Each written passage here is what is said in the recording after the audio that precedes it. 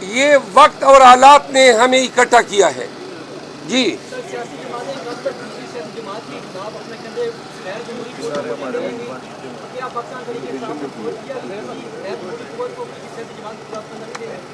آپ دوبارہ کہیں کیا تھا؟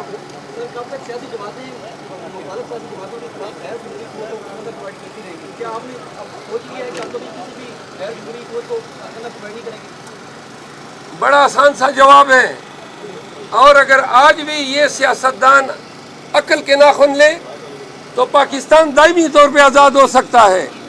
صرف اتنا کرنا ہے کہ تمام سیاسی پارٹیاں بیٹھ جائیں اور ایک طرف آئین کی کتاب رکھیں اور دوسری طرف اللہ کی کتاب رکھیں اور اس کو گواہ بنا کر کہیں کہ کون جیتا ہے اور کون ہارا ہے. اور اگر سیاسی جماعتیں اس پہ اتفاق کر لیتی ہیں کہ جن کو عوام نے جتوایا ہے ان کو مسند اقتدار دیتے ہیں، تو یاد رکھیں کہ پاکستان میں آئندہ جمہوریت کو ڈیریل کرنے یا نتائج کو چرانے کی کسی کو جرت ہی نہیں ہوگی. یہ بتائیں کہ آپ نے دعویٰ کیا کہ آپ کے ساتھ رابطے میں آپ رہے ہیں، پیپلز پارٹی کے رہنما شہید امام نے آپ کے اس دعوے کو غیر سنجیدہ قرار دیا، تو آپ تھوڑا سا کھل کے بتائیں کہ آپ کے ساتھ کیا معاملات پہ بات ہوتی رہی ہے، کیا بیک کا ڈور تھا؟ دیکھیے وہ چیپٹر کلوز ہو گیا. کل ہم نے بتا دیا. خان صاحب کہتے ہیں کہ جنہوں نے ہمارا مینڈیٹ چوری کیا ہے ان کے ساتھ ہم بات چیت ہی نہیں کرتے ہیں. پیپل پارٹی کی خواہش تھی کہ وہ ہمارے ساتھ اشتراک میں حکومت بنائیں، اور اگر ہم حکومت کے بوکے ہوتے یا اقتدار ہمیں چاہیے تھا تو ہم ابھی بھی بنا سکتے تھے. 2 ٹوک موقف ہم نے دیا ہے. خان کا کاز یہ چند سالوں کی حکومت نہیں ہے. ہمارا کاز پاکستان کو حقیقی آزادی سے ہمکنار کرنا ہے. حقیقی آزادی یہی ہے، کوئی آپ کا مینڈیٹ نہ چرا سکے، کوئی آپ کے گھر میں بغیر قانونی پروسیس کے گھس نہ سکے، کوئی آپ کو راہ چلتے آربیٹریریلی گرفتار نہ کر سکے، کوئی آپ کے بنیادی حقوق پہ ڈاکہ نہ ڈال سکے. بڑا آسان تھا، پیپل پارٹی کے ساتھ اتحاد کر لیتے، حکومت بنا لیتے. لیکن آگے کیا ہوتا؟ یہ ہمارے کاز کے ساتھ یہ بیانیہ یا یہ نیریٹو کنفلکٹ میں تھا. ایک بات ہے، فارم 45 پی پی 182، فارم 45 پی پی 286 اور 287 جیتے ہوئے امیدوار ہیں عقیل اسلم، فرحت عباس لنڈ اور اخلاق احمد. یہ جیتے ہیں رسپیکٹیولی 7,000، 12,000 اور 24,000 کی لیڈ سے. ریٹرننگ افسر نے کمال کی مہربانی کی ہے اور کنسالیڈیشن میں کہیں پر ہمیں نہیں بلایا. ایک آخری بات جو رہ گئی تھی، مارکس یہ ہے کہ جی آپ یہ ذرا غور سے سن لیں کہ اگر فارم 47 اور فارم 45 میں تضاد ہے تو یہ کویسچن آف فردر انکوائری ہے، اس کے لیے آپ کو ٹریبیونل جانا چاہیے. تو میں نے عرض کیا کہ یہ الیکشن کمیشن پاکستان میں فیئر اور ٹرانسپیرنٹ الیکشن کرانے کا کانسٹیٹیوشنل مینڈیٹ رکھتا ہے. اگر آپ آج یہ بات کر رہے ہیں تو یہ جو پورا پاکستان الیکشن کمیشن امڈ آیا ہے یہ تو غلط جگہ پہ آ گیا. آپ ہمیں یہ بتا رہے ہیں کہ آپ کو ٹرک کی بتی کے پیچھے لگنا چاہیے. ٹریبیونل اب پاکستانی عدالتی نظام جو سڑا ہوا ہے اس کو پاکستان کے ریٹرننگ آفیسرز عرف میں بنارسی ٹھگ، انہوں نے جو ٹھگی کی ہے، اس ٹھگی کو کریکٹ کرنے کے 2 آسان طریقے ہیں. پریزائڈنگ آفیسر کے انگوٹھے لگے ہیں. تمام فارم 45 نادرا کو بھیج دیں اور نادرا کل تک رپورٹ دے دے گا کہ یہ ان کے انگوٹھے ہیں یا نہیں. دنیا میں سب چیز کاؤنٹر فیٹ ہو سکتی ہے، انسان کا انگوٹھا کاؤنٹر فیٹ نہیں ہو سکتا ہے. ابھی تک سائنس ایجاد نہیں ہوئی ہے جو جیلی انگوٹھا جو ہے وہ اس کو پار کرا سکے. پہلی بات.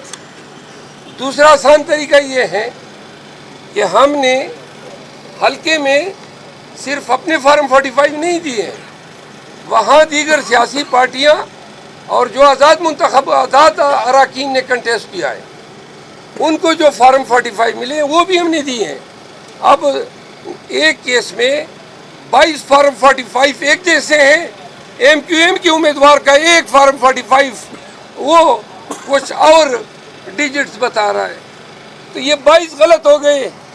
اور ایم کیو ایم نے کہیں پر 6000 ووٹ لیے، کہیں پہ 5000، صوبائی میں 1100 سے ان کو کراچی کے عوام نے ایم کیو ایم کو یکسر مسترد کیا، لیکن ریٹرننگ افسر نے یا ریٹرننگ افسران نے ان نتائج کے ساتھ جو کھلواڑ کیا ہے، انہوں نے پاکستان کے مستقبل اور پاکستان میں سیاست اور جمہوریت کے مستقبل کو دائمی طور پہ خطرے سے ہمکنار کیا، کیونکہ اگر آج 1,11,000 سے ریٹرننگ آفیسر 1100 بنا سکتا ہے تو کل عوام کے پاس کون جائے گا؟ ریٹرننگ افسران ہوں گے، ان کی مرضی جو نتائج دیں۔ دوسری بات یہ ہے کہ خان صاحب نے کل قوم کو کال دی ہے پروٹیسٹ کی، کل میڈیا کے ساتھ گفتگو کی ہے۔ آج آپ کے توسط سے پاکستانیوں کو یہ بتانا چاہتے ہیں کہ کل کا احتجاج اگر ناقص رہتا ہے، پاکستانی اس میں شرکت کم تعداد میں کرتے ہیں، سارا دار و مدار اس احتجاج پہ ہے۔ اگر پاکستان نکلتا ہے، پورا پاکستان، تو ساری دنیا دیکھے گی کہ جو ریگنگ کے ہمارے دعوے ہیں اس کے پیچھے ووٹرز بھی کھڑے اور پاکستانی عوام بھی کھڑی ہے۔ تو لہٰذا 8 فروری تک آپ نے حق ادا کیا، ایک آخری جنگ ہے ہماری، یہ احتجاج کی ہے، پرامن احتجاج ہے، اور ہم نے اس احتجاج میں اگر کوئی شرپسند عناصر داخل ہوتے ہیں، آپ نے خود پکڑ کے ان کو حکام کے حوالے کرنا ہے۔ کوئی ہماری اس احتجاج میں تشدد کا عنصر جو ہے کسی بھی طور شامل نہیں ہوگا۔ اپنے مطالبات پلے کارڈ کے ذریعے ہم ڈسپلے کریں گے، اور جو شہروں کے مین چوراہے ہیں وہاں جا کے ہم اپنا احتجاج ریکارڈ کرائیں گے۔ اسلام آباد اور پنڈی کے عوام اور خیبر پختونخوا کے وہ لوگ جو یہاں ان 2 شہروں میں آباد ہیں، ان کے لیے میرا پیغام ہے، اسلام آباد میں احتجاج کی قیادت میں خود کروں گا۔ میں تمام اسلام آباد کے باسیوں سے اور بالخصوص کے پی کے عوام سے اپیل کرتا ہوں کہ کل F9 پارک میں جمع ہو 11 بجے، ہم پرامن احتجاج کریں گے، اور جو لوگ بھی آئیں گے انشاءاللہ ان کے ساتھ گل ملیں گے، ان کے ساتھ گفت و شنید بھی ہوگی، اور خان کی کال پہ لبیک کہتے ہوئے آپ نے بالخصوص اسلام آباد میں جو ہے ہمیں باری جمعیت فراہم کرنی ہے۔ اب آپ کی کوئی سوال ہو تو حاضر ہیں۔ سر، اپنے سب سے جو مضبوط آپ کا مخالف ہے اس کے ساتھ اتحاد کر لیا، فضل الرحمان کے ساتھ کیا کہیں؟ ہم نے فضل الرحمان صاحب کے ساتھ کوئی اتحاد نہیں کیا ہے، نہ انہوں نے کوئی بیان دیا ہے، نہ ہم نے کوئی بیان دیا ہے۔ فضل الرحمان صاحب نے بیان دیا ہے کہ ریگنگ کے خلاف ہم پروٹیسٹ کریں گے، اور ریگنگ ہوئی ہے، اور انہوں نے دوسری بات کہ پی ایم ایل این سے یا پی ڈی ایم سے اپنے راستے جدا کیے ہیں اور اپوزیشن میں بیٹھنے کو ترجیح دی ہے۔ یہ دونوں ان کی باتیں ہمارے موقف کے ساتھ مطابقت رکھتی ہیں، اسی لیے ہم ان تمام سیاسی قوتوں کے ساتھ مل بیٹھنے کو تیار ہیں۔ مولانا فضل الرحمان صاحب کے پاس ہم پہلے بھی گئے تھے، لیکن جب اس وقت گئے تھے تو انہوں نے ہمارا مذاق اڑایا تھا۔